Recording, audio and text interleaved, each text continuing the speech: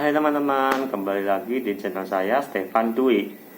Bagi teman-teman yang belum subscribe, bisa langsung subscribe di channel saya ya, biar saya bersemangat untuk membuat video-video selanjutnya.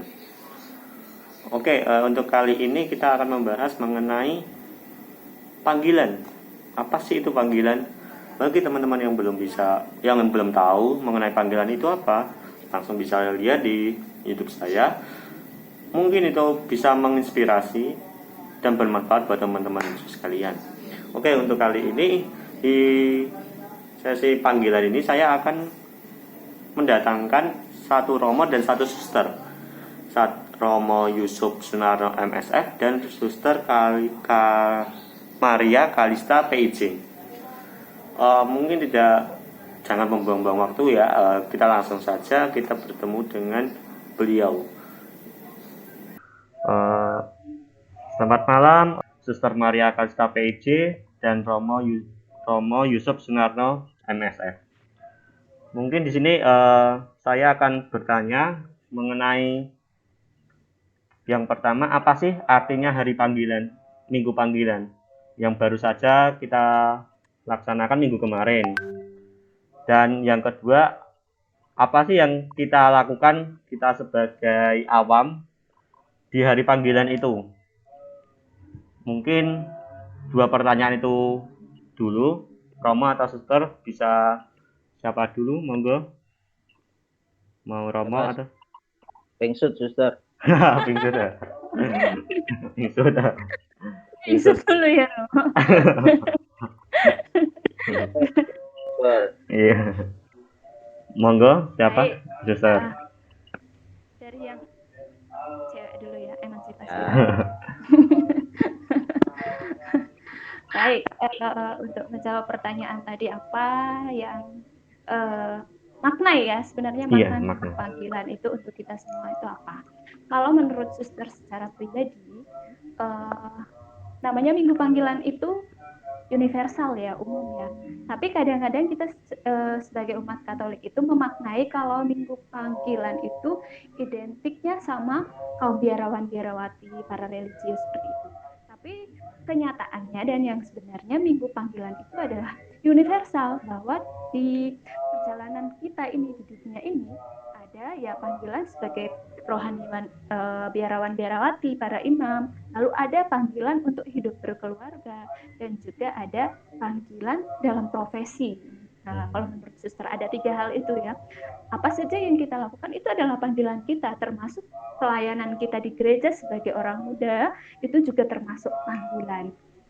Itu dari suster. Kemudian apa yang kita lakukan dalam minggu panggilan ini, suster kira yang kita lakukan adalah memaknai minggu panggilan itu secara pribadi. Artinya profesi saya sekarang sebagai apa? Misalnya sebagai suster, saya menjadi suster yang baik seperti itu, suster yang agak neko-neko seperti itu. Saya menjadi imam atau romo yang mampu melayani umatnya, menjadi gembala yang baik. Memaknai minggu panggilan itu sebagai peristiwa yang benar-benar punya makna dalam hidup saya. Misalnya Mas Pupuk mungkin dunia pelayanannya di gereja, atau dia memaknai bahwa sebagai orang Katolik, saya mungkin lebih produktif melayani umat dengan caranya saya, seperti itu.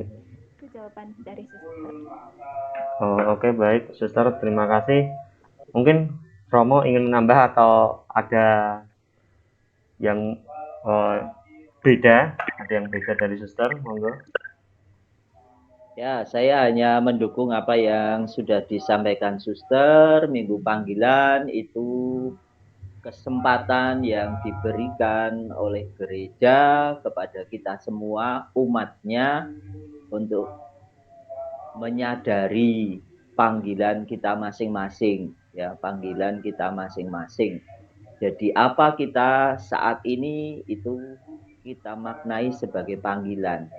Mau jadi awam, hidup berkeluarga, itu panggilan. Mau jadi biarawan, biarawati, imam, itu juga panggilan. Jadi gereja tidak menempatkan sebuah panggilan itu di atas yang lain. Tidak. Jadi hidup berkeluarga itu sama mulianya dengan hidup kami sebagai biarawan biarawati para imam.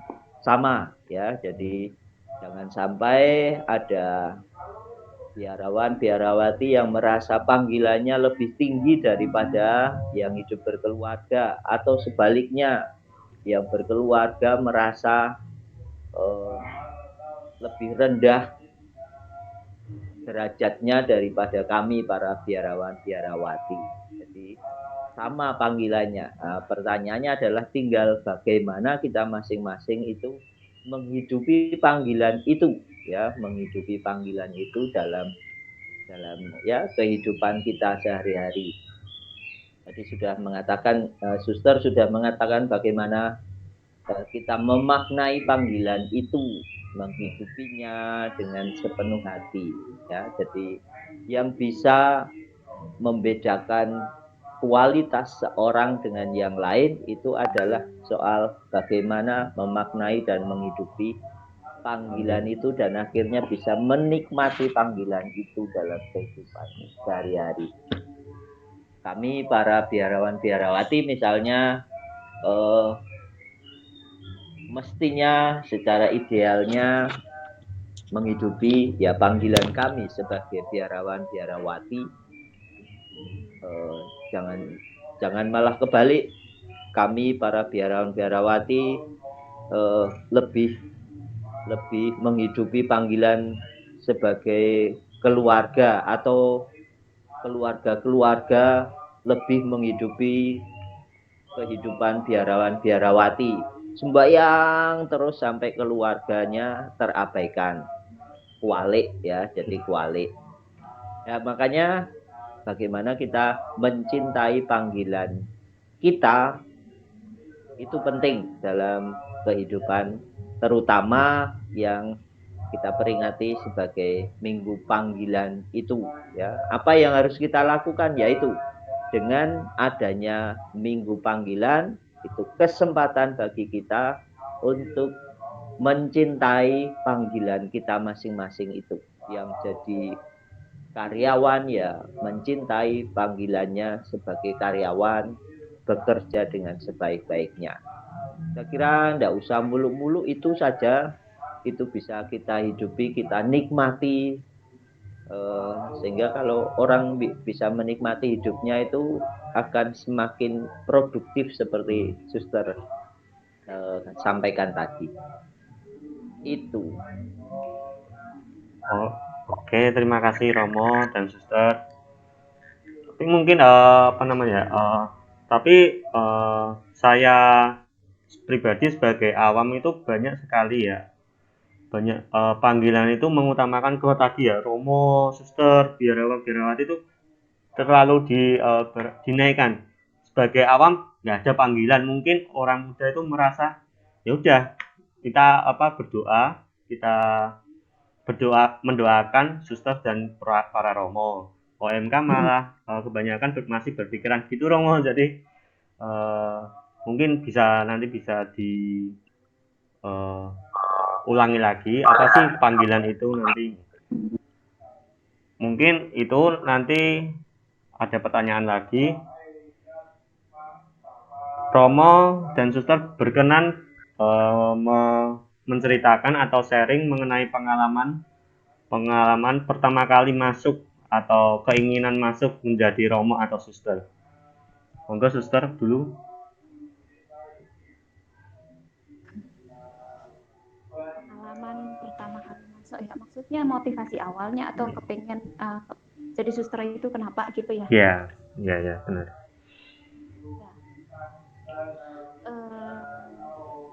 Sebenarnya motivasi awalnya itu ya namanya juga kita anak-anak ya. Sebenarnya memang pengen banget gitu jadi suster itu masih SD ya. Masih SD itu hanya melihat aja suster yang di tempat saya di Flores itu keren ya kalau misalnya ke gereja hari Minggu, apalagi bagi komuni. Nah, kebetulan di tempatnya suster itu hanya suster PIJ dan setiap hari Minggu itu ada. Nah, suster pertama kali tertariknya itu karena mereka memakai kaos stocking itu loh Roma yang coklat itu yang dikasih. itu motivasi awalnya gitu, motivasi awalnya. Wah, andai kan saya jadi suster, berarti saya bisa menggunakan itu loh pikiran ya anak kecil ya. Tapi dengan berjalannya waktu semua itu hilang. Ketika masuk SMA kita mengenal yang namanya pacaran dan bergaul dengan teman-teman, udah hilang semua itu. Nah, kebetulan ketika SMA itu juga suster tinggal dengan kakaknya suster yang mantan mantan suster juga ya, sehingga dia mengerti paham bahwa sebenarnya ini anak nih punya benih-benih panggilan, sehingga karena dia mantan suster, di tempat rumahnya suster itu diberlakukan seperti di biara. Ya bangun pagi jam berapa, setelah itu kita makan bersama, ada renungan, terus jam 3-nya kita kerahiman, terus malam kita rosario, seperti di biara seperti itu. Saya merasakan itu ketika saya masuk di biara. Oh ternyata yang di rumah waktu itu sama kayak di biara, itu dibawa dari biara seperti itu. Setelah itu dalam perjalanan waktu, bukan lagi kostum yang suster suka atau suster senang, tapi ganti ke bajunya. Wah keren banget, baju warna coklat seperti itu kan. Wah luar biasa nih suster-suster ini, anggun banget. Lalu suster sering berimajinasi, andai kan suster yang menggunakan, lalu suster membagi komuni kayak gitu kan. Wah pokoknya keren lah menurut suster kayak gitu. Akhirnya Coklat suster. Hah? Seragam pramuka juga coklat. Tapi kan beda. Lalu suster sering berimajinasi kalau membagi komuni itu seperti apa kan. Ya udah dalam perjalanan dijalani saja. Tidak tahu kenapa, dan para suster PIC itu yang ada di tempatnya suster itu tahu dari mana bahwa suster tuh kepengen jadi suster. Jadi setiap minggu datang ke rumah gitu, datang ngapel gitu kan. Datang terus ngajak rekoleksi, ngajak ziarah, terus jalan-jalan seperti itu. Lama-lama menjadi tertarik gitu. Hal yang sederhana sebenarnya gitu motivasi awalnya. Belum yang suci-suci, yang kudus-kudus itu bahwa saya mau melayani Tuhan, melayani sesama dalam kongregasi, tidak ada seperti itu. Nah, ketika masuk di dalam biara, baru motivasi itu dimurnikan.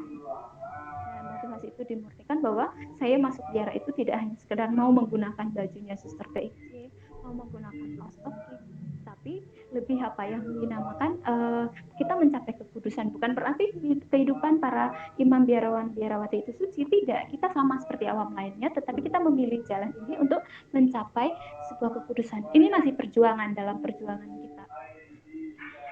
Itu yang pertama. Yang kedua, kita mau melayani sesama, tidak terikat misalnya sama oleh suami atau anak dan lain-lain, tapi kita lebih ke arah pribadi, bebas untuk melayani siapa saja, universal. Nah, seperti itu. Lalu pengalaman suster masuk pertama kali di biara, menurut suster sebelum masuk biara, orang-orang yang di dalam biara itu adalah orang-orang yang suci, yang kudus, dan ya pokoknya di atas segala-galanya. Itu menurut suster Kalista. Untuk suster, kok suster bisa marah ya? Kaget ketika pertama kali. Kok suster bisa mencuci pakaian? Pokoknya dalam pikiran suster, orang di biara itu ya hanya hidupnya ya doa, ya makan, ya doa, ya makan. Tidak ada kerja apa-apa seperti itu. Kayak gitu. Akhirnya setelah masuk, melihat bahwa kenyataan, kita di dalam itu disatukan ya dari berbagai macam suku, budaya, dan adat yang berbeda-beda, sehingga ya salah paham ya ada seperti itu. Cuman bagaimana kita menanggapinya sebagai orang-orang terpanggil, bahwa kita dikumpulkan sebagai imam biarawan biarawati, kita menerima satu dengan yang lain. Itu pengalaman pertama suster ketika di biara itu masih terkaget-kaget. Ternyata di biara itu seperti ini. Banyak OO-nya seperti itu. Lama-kelamaan ya kita mulai menyesuaikan diri, bahwa menyadari bahwa kita ini juga masih manusia, masih tinggal di dunia seperti itu. Ya, terima kasih. Romo bisa menambahkan. Monggo Romo. Ya, kalau pengalaman saya dalam hidup menggereja, bapak saya itu seorang prodiakon. Dulu saya waktu masih kecil, hitung persen. Rumah saya lantainya masih tanah.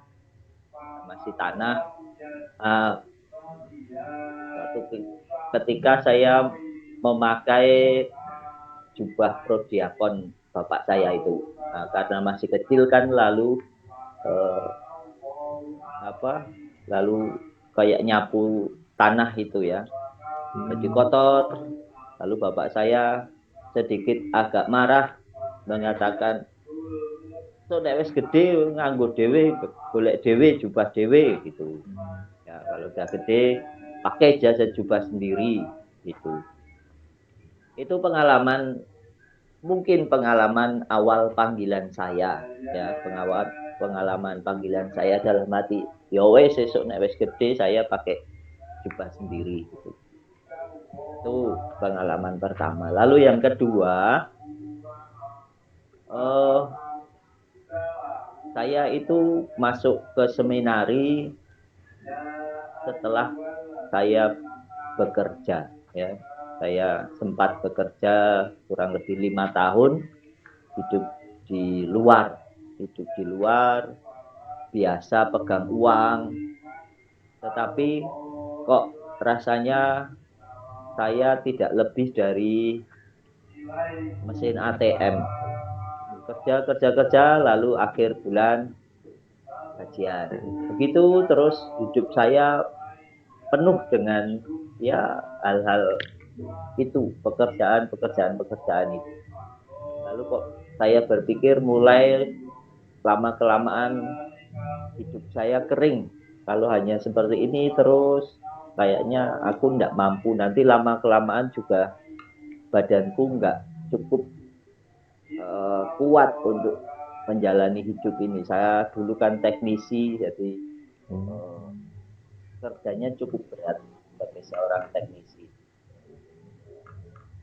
Lalu saya keluar itu tidak langsung masuk seminari, tapi saya masih ya cari pengalaman ini dan itu, dan rupanya hidup panggilan saya juga tidak mati.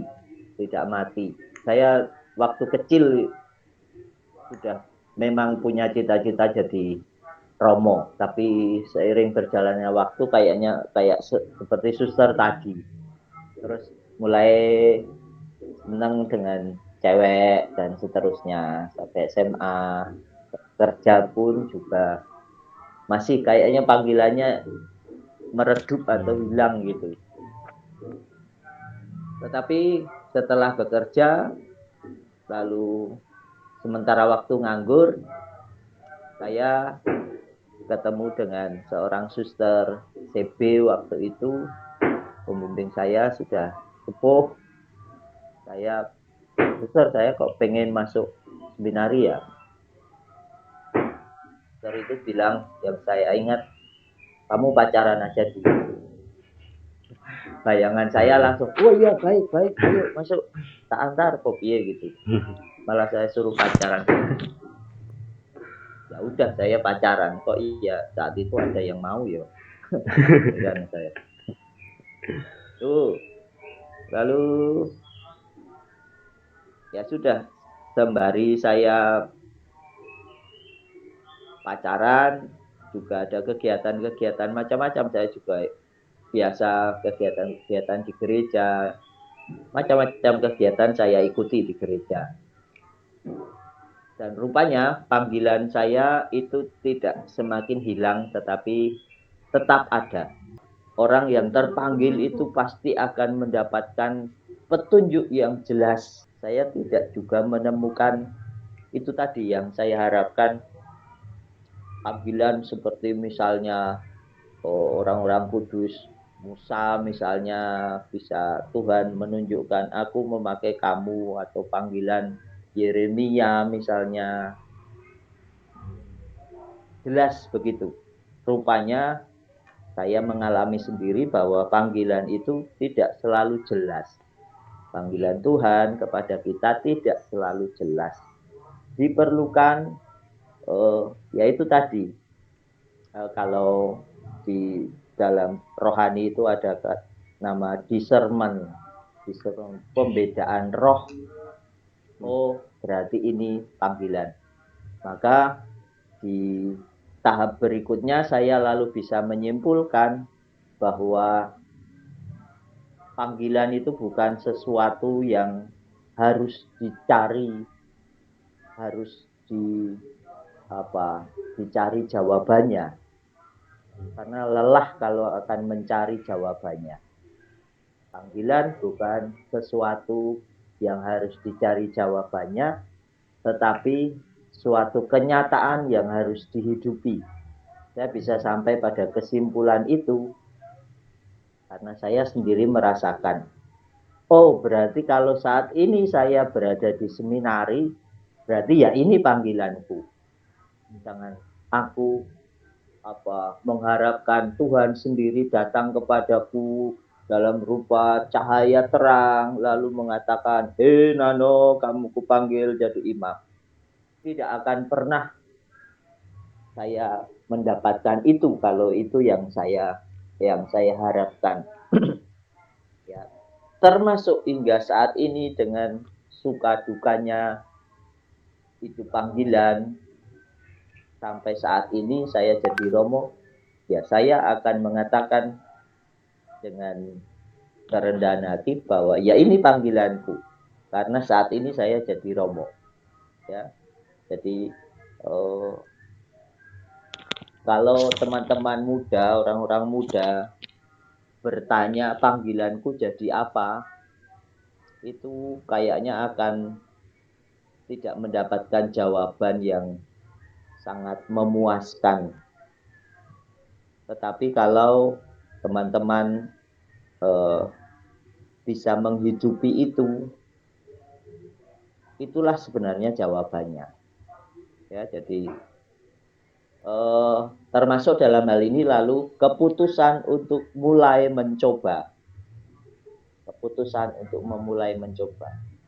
Karena aku tidak tahu panggilanku persisnya jadi apa, ya aku harus mencoba.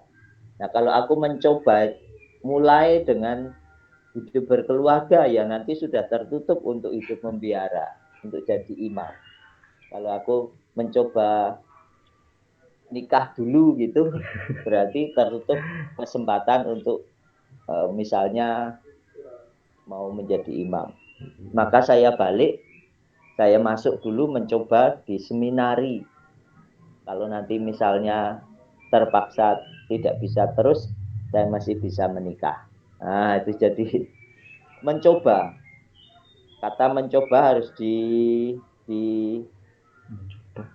digaris bawahi.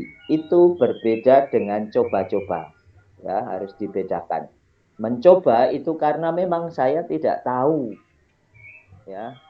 Dan saya pengen mencari tahu dengan sungguh-sungguh. Beda dengan coba-coba. Kalau coba-coba itu ya main-main aja, ya main-main aja. Nah, saya mencoba dan puji Tuhan sampai saat ini saya masih menjadi seorang romo.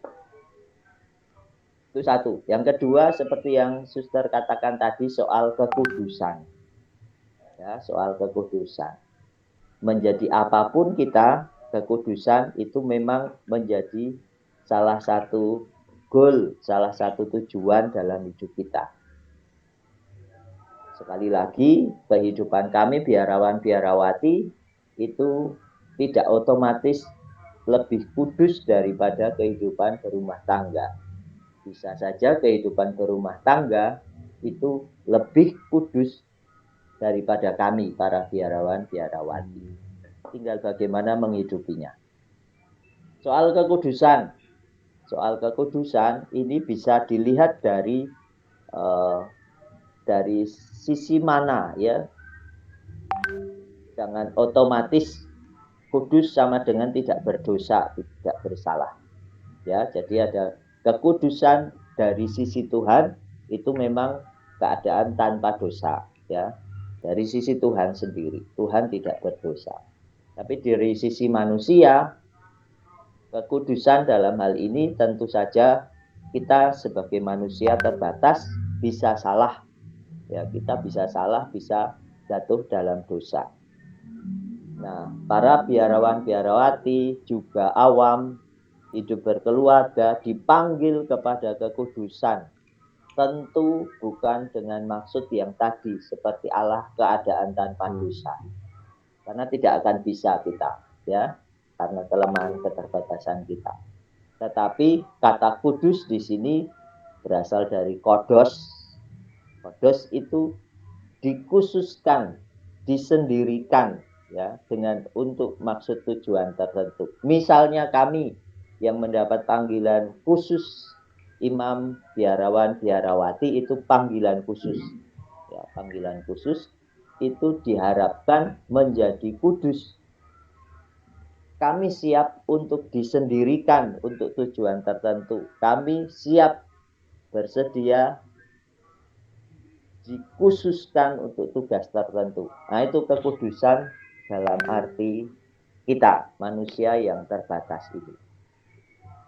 Oleh karena itu, anak-anak muda, kalian semua, teman-teman, rekan-rekan muda, tidak usah nunggu suci untuk bisa masuk seminari, untuk bisa masuk biara, jadi suster, bruder, imam, brother. Tidak usah nunggu suci, karena kami-kami yang pakai jubah, suster, romo, bruder, itu bukan karena sucinya kami berada di sini, tetapi kami mau bersedia, ya, mau bersedia untuk, ya itu tadi, bekerja dikhususkan untuk suatu tugas tertentu, yaitu pelayanan. Ya, saya mengundang rekan-rekan muda untuk berani mencoba. Kalau saat ini memang kehidupan membiara, imam, bruder, suster itu bukan arus utama, ya. Jadi orang yang masuk bruder, suster, biarawan, biarawati itu sepertinya melawan arus zaman sekarang. Tapi tidak ada salahnya toh kalau mencoba melawan arus itu. Nah, saya kira ini yang bisa saya katakan jauh ini.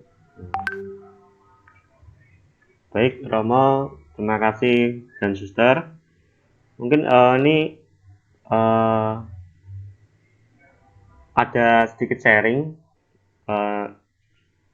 Saya contohkan gini ya, Suster Romo. Saya mendapatkan informasi itu teman saya itu dia pingin dulu jadi Romo. Terus setelah berjalannya waktu SD, SMP, dia pengen jadi Romo itu sejak SD. Terus dia bilang kalau ketika SMP itu masih ada rasa keinginan. Terus ke SMK panggilan ke imam atau Romo itu turun di SMK turun, dan setelah lulus SMK dia bekerja. Di situ saya kemarin bertanya lah, waktu bekerja itu apakah masih ada panggilan ke Romonya? Dan jawabannya saya nggak tahu, saya belum tahu. Ya saya jalani dulu katanya gitu, Romo atau Suster. Jadi mungkin hilangnya itu apakah bisa benar-benar panggilan Romo itu menghilang, atau mungkin ada dari hatinya itu, mungkin masih ada rasa keinginan ya gitu ya Romo, atau gimana Suster? Ya, kalau itu kan mirip-mirip dengan saya, Iya, ya. iya. Bahwa waktu masih kecil, ya seperti suster tadi, sejak kecil sudah kepingin Iya. jadi suster, saya pengen jadi Romo. Lalu setelah besar sedikit, ya sesuai dengan keadaan alam kita, cewek senang cowok, cowok senang cewek, itu alami kita, ya. Lalu kalau temanmu itu mengatakan panggilannya meredup, tidak jelas dan seterusnya, ya harus dibedakan antara keinginan dan panggilan, ya, keinginan. Tadi kalau saya tangkap temanmu tadi menyamakan antara panggilan dan keinginan. Panggilanmu gimana? Ya, saat ini saya sudah tidak pengen. Nah, itu kan soal kepinginan. Oh, masih ada kepinginan. Bisa saja panggilan itu muncul sebagai suatu keinginan itu. Bisa saja. Seperti misalnya saya juga salah satunya muncul keinginan untuk mencoba tadi. Perlu dilakukan oleh anak-anak muda zaman sekarang. Ya, jangan sampai salah milih. Ya tadi seperti misalnya seperti saya, kalau saya mencoba untuk hidup berkeluarga lebih dahulu, maka tertutup pintu yang sebelah. Kalau memang saya tidak cocok di sana, tidak sesuai atau dikeluarkan, saya masih bisa hidup berkeluarga. Itu ya, jadi tidak usah berpikir terlalu muluk-muluk. Harus seperti Romo ini, harus seperti suster ini, lalu baru meyakini bahwa itu panggilan. Tidak, masing-masing orang itu mempunyai jalan hidup, cara Tuhan memanggil bagi kita masing-masing sendiri-sendiri. Tidak harus sama dengan Romo itu atau sama dengan suster itu. Kami berdua di sini hanya men-sharingkan salah satu dari sekian banyak kekayaan bentuk-bentuk panggilan Tuhan bagi kami. Itu. Mungkin suster ingin menambahkan? Sedikit tambahan saja, saya kira itu yang namanya dinamika ya. Kadang ya surut ya, kadang ya menggebu-gebu, kadang yang merasa saya terpanggil benar apa enggak ya. Seperti itu ya dinamika. Ya salah satu caranya mungkin ada discernment yang Romo katakan tadi ya, ada yang namanya discernment, bagaimana dia melihat bahwa apakah memang benar-benar saya terpanggil atau memang ini hanya sebuah keinginan saja, kepengen seperti itu saja. Ya. Oke, terima kasih jawabannya Romo dan Suster. Dan ini apakah ketika proses menjadi Romo atau Suster itu apakah ada masalah atau yang menentang, masalah-masalah yang menentang? Seperti contohnya tadi seperti pacar atau gimana, atau masalah keluarga atau masalah apa, itu ada nggak ya Romo dan Suster? Kalau saya pribadi menentang tidak ada. Ya kalau keberatan sedikit ya tentu ada ya, misalnya tadi dari pacar tadi. Tapi tidak sampai sangat memberatkan. Artinya bahwa ya oke lah, saat saya ngomong saya masuk seminari itu adalah kata-kata keberatan dan seterusnya. Keluarga saya itu keluarga besar. Saya 9 bersaudara. 9 bersaudara, saya nomor 6. Nah, pada waktu itu ada 3, kami bertiga. Saya, adik saya, dan adik saya yang satu lagi itu masuk seminari semua. Masuk seminari semua. Dalam perjalanan waktu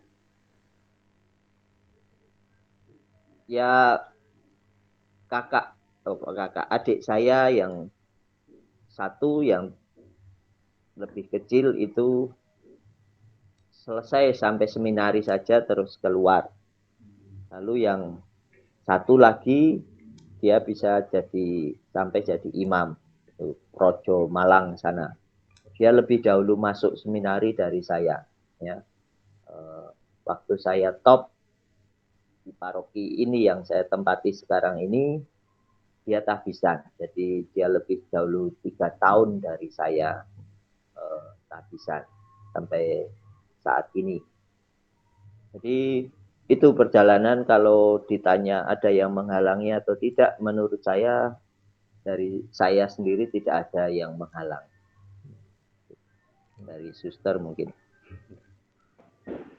Ya, kalau misalnya ada halangan, itu hanya awal-awalnya sih sebenarnya kalau dari suster ya. Ibu, mama yang tidak menyetujui awal. Sepertinya berat sekali karena kami hanya 4 bersaudara, kemudian yang lainnya sudah menikah, tinggal anak perempuan satu-satunya di rumah, sehingga ibu agak keberatan. Artinya ya udah, kamu pilih mau sekolah, mau kuliah lanjut, lalu suatu saat nanti bagaimana bisa membantu orang tua, lalu menjaga orang tua, itu yang diinginkan oleh orang tua. Cuman tidak tahu kenapa kok saat itu kok saya menggebu-gebu sekali, pokoknya saya harus masuk seperti itu kan. Harus, akhirnya ya ibu dengan caranya mengatakan bahwa ya sudah, kalau memang itu pilihanmu. Satu pesan ibu yang selalu saya ingat sampai sekarang ketika saya mengalami krisis atau galau itu, satu pilihan untuk selamanya. Ketika kamu memilih itu, pilihanmu itu untuk selamanya. Seperti itu yang dari keluarga. Kemudian dalam perjalanan waktu mungkin ada tantangannya. Dalam perjalanan ketika proses di biara itu ada tantangan, itu ya masih di dalam keluarga ya. Misalnya mendengar orang tua sakit, itu waduh, rasanya pengen pulang gitu. Pokoknya harus pulang, Kak, kayaknya aku harus pulang, kayak gitu. Pokoknya mikirnya itu mikir ke rumah. Kenapa? Karena orang tua sendiri di rumah ya, hanya bapak dan ibu saja. Sama siapa pikirannya aneh-aneh seperti itu. Itu tantangan terberat suster ketika mendengar keluhan keluarga, mendengar orang tua sakit, mendengar ada masalah keluarga, itu tantangan terberat. Tapi ya puji Tuhan sampai sekarang masih bisa bertahan gitu. Lalu yang kedua itu tantangan terberat ketika mau kal kekal. Suster kalau kekalnya baru tahun lalu Oktober 2020. Tantangan terberat itu ya biasanya kalau kekal itu kan orang tua hadir ya. Lalu orang tua hadir, tapi ketika angkatan suster itu orang tuanya tidak hadir. Kenapa ya? Karena pandemi itu. Jadi diputuskan untuk orang tuanya tidak usah hadir kayak gitu. Tapi suster merasa galau sekali. Kenapa? Suster satu angkatan itu berempat ya.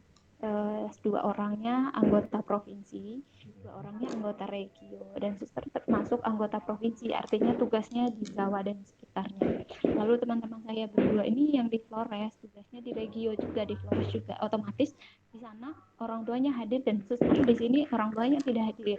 Itu yang membuat suster, wow, rasanya itu panas gitu. Apalagi suster persiapannya di Flores ya, persiapan kalau di Flores, tapi harus berangkat ke Malang, dan kalau kekalnya di Malang, sedangkan dua teman suster kalau kekalnya di Flores kayak gitu.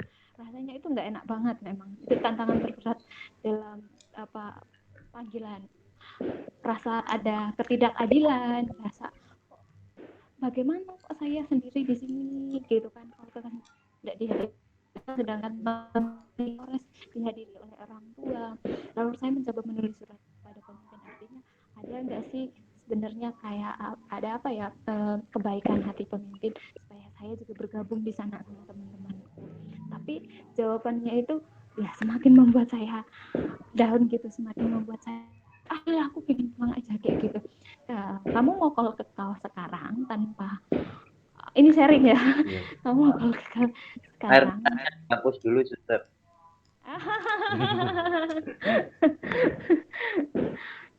mau kalau kekal sekarang tanpa dihadiri oleh orang tua, atau menunda kalau kekal sampai coronanya berakhir dan dihadiri oleh orang tua. Bingung nggak kalau seperti itu?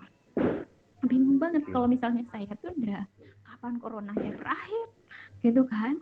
Kalau misalnya saya lanjut, lah orang tua saya tidak hadir, dan yang hadir itu hanya para pimpinan komunitas. Itu menurut suster ya pengaruh banget untuk batin ya. Sampai sekarang juga masih kepikir-pikir kadang kalau ingat gitu kan. Tapi akhirnya ya kita ya semakin dewasa juga, kalau bimbingan ya, akhirnya bimbingan sama pembimbing gimana ini kayak gitu kan. Akhirnya dikasih jalan keluar, gimana kamu jadi suster apa enggak, macam-macam lah omongan sama pembimbing. Dan akhirnya ya sudah, suster memutuskan bahwa kalau misalnya ini pilihan suster, ini hidup suster, bahwa konsekuensinya sekarang ya seperti ini yang harus suster jalani. Akhirnya suster terima bahwa suster harus kalau kekal tanpa dihadiri orang tua di Malang sendirian, dan teman-teman suster di Flores tidak menjadi masalah. Sampai saat ini ya oke, untuk suster baik-baik saja. Yang penting nanti suster harus pulang untuk bersama orang tua di kampung nanti.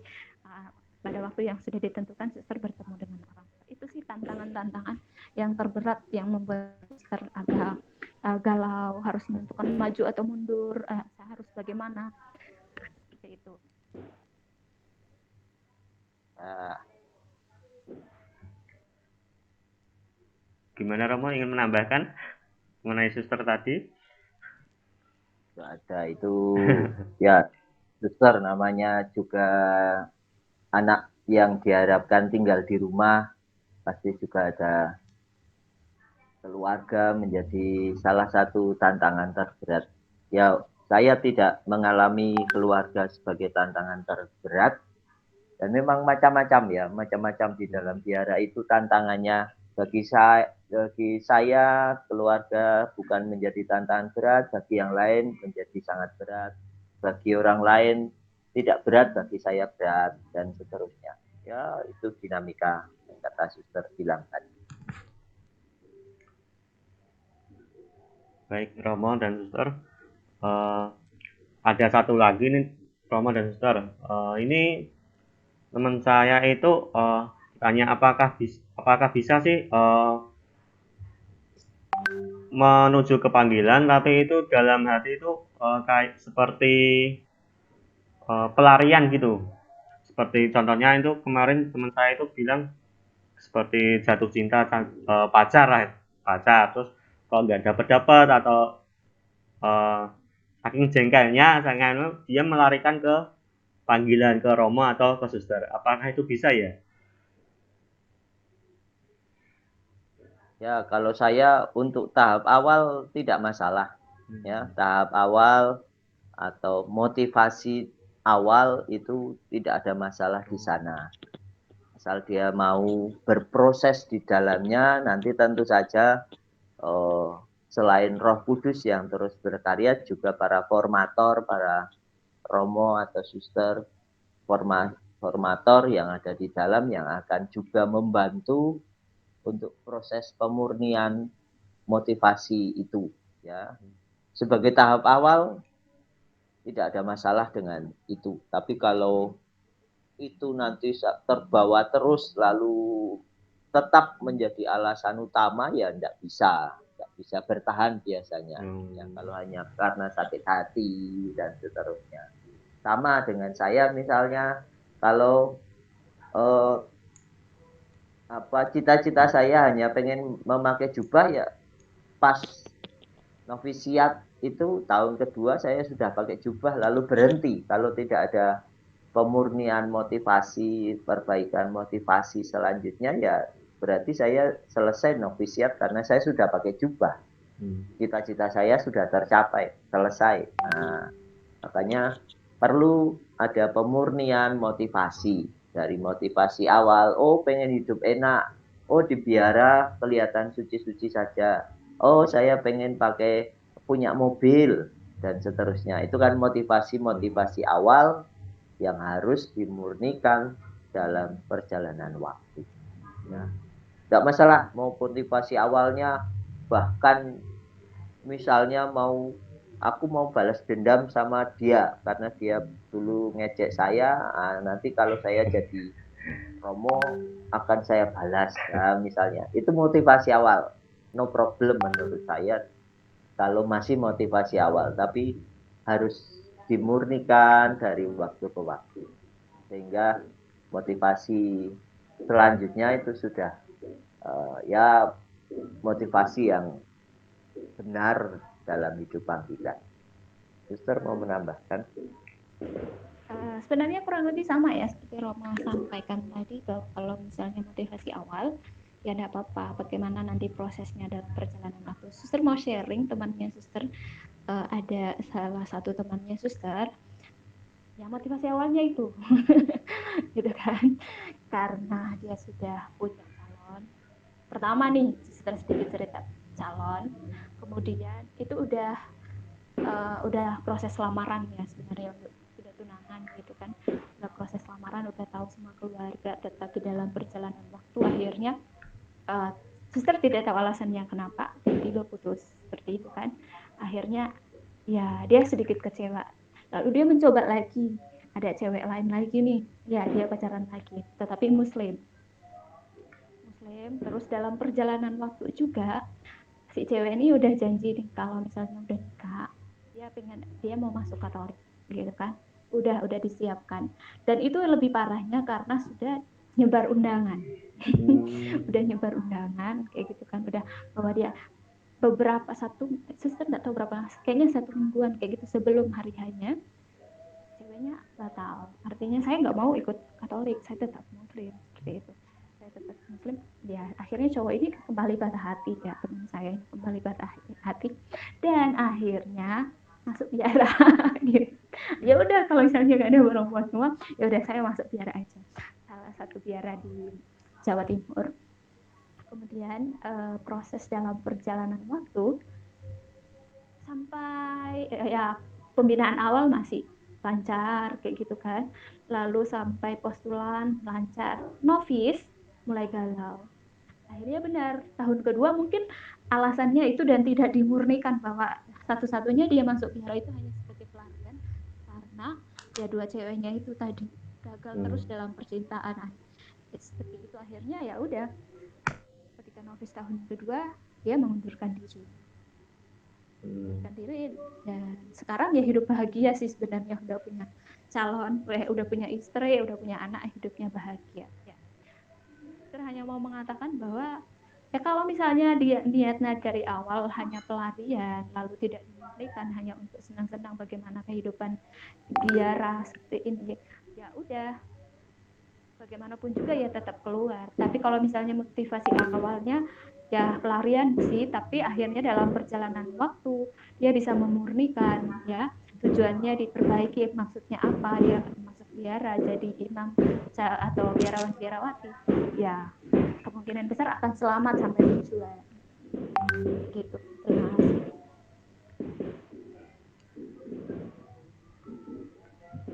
Baik, terima kasih Romo dan Suster atas jawabannya. Mungkin itu saja pertanyaan-pertanyaan dari orang muda yang saya rangkum jadi satu. Mungkin nanti kalau misalkan teman-teman orang muda ada pertanyaan lebih lanjut mengenai tentang Romo atau Suster, nanti bisa saya komunikasikan lagi ya Romo dan Suster ya. Siap. Ya mungkin itu aja, itu dulu. Terima kasih atas waktunya Romo Yusuf Sunarno MSF dan Suster Maria Kalista PJ atas waktunya. Terima kasih. Sama-sama, Ya. Frater Kun. Calon Salah.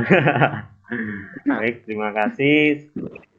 Sampai berjumpa lagi di lain waktu ya Romo dan Suster. Oke. Dadah, sampai jumpa. Terima kasih. Baik teman-teman, untuk materi panggilan tadi kita bisa menyimpulkan kita orang muda Katolik itu harus berani mencoba untuk melangkah menuju ke panggilan tadi. Kita lihat, kita simak dan kita perhatikan Romo Yusuf Sunarno MSF dan Suster Maria Kalista PJ menyampaikan kalau panggilan itu tidak harus menjadi imam biara-biarawati, melainkan panggilan itu bisa menjadi panggilan menjadi bapak atau ibu atau panggilan lain. Jadi panggilan Romo, Suster dan awam, kita sebagai awam itu sama, sederajat. Tidak tadi sudah disampaikan tidak lebih tinggi, atau Romo, Suster itu tidak lebih tinggi dari awam. Tidak, itu salah. Tapi kita semua itu sejajar panggilan. Tapi panggilan itu pasti beda-beda. Ada yang panggilan menjadi Romo, panggilan menjadi Suster, Bruder, Frater, panggilan menjadi bapak, ibu, anak, itu semua panggilan. Tinggal kita bagaimana cara menghidupi dan mencintai panggilan kita. Kerja pun itu juga panggilan kerja. Jadi kita bagaimana cara kita mencintai panggilan kita. di sisi lain kalau misalkan untuk menjadi romo dan suster, dia itu mau dan bersedia mencoba. Jadi yang tadi disampaikan dengan Romo Yusuf Sunarno MSF tadi menyampaikan bahwa beliau ingin mencoba, tapi tidak mungkin ya, tadi disampaikan beliau mencoba nikah dulu. Nah itu kan nanti kalau udah nikah dulu ya nggak bisa jadi romo ya. Romo Yusuf Sunarno MSF tadi membalik, beliau mencoba dulu di panggilan menjadi imam romo, mencoba dulu. Setelah itu kalau misalkan cocok ya dilanjut, tapi kalau ada halangan atau rintangan yang benar-benar tidak bisa ya mundur. Tapi tadi Romo Yusuf Sunarno berani mencoba, itulah kata kuncinya. Jadi teman-teman orang muda Katolik yang ingin benar-benar mendalami mengenai Imam Biara Biarawati, bisa langsung menuju ke romo-romo atau suster terdekat untuk konsultasi. Begitu. Lalu bagi teman-teman yang ingin bertanya atau ingin sharing atau ingin ingin tahu mengenai hal-hal yang belum diketahui, itu bisa langsung ditulis di komen.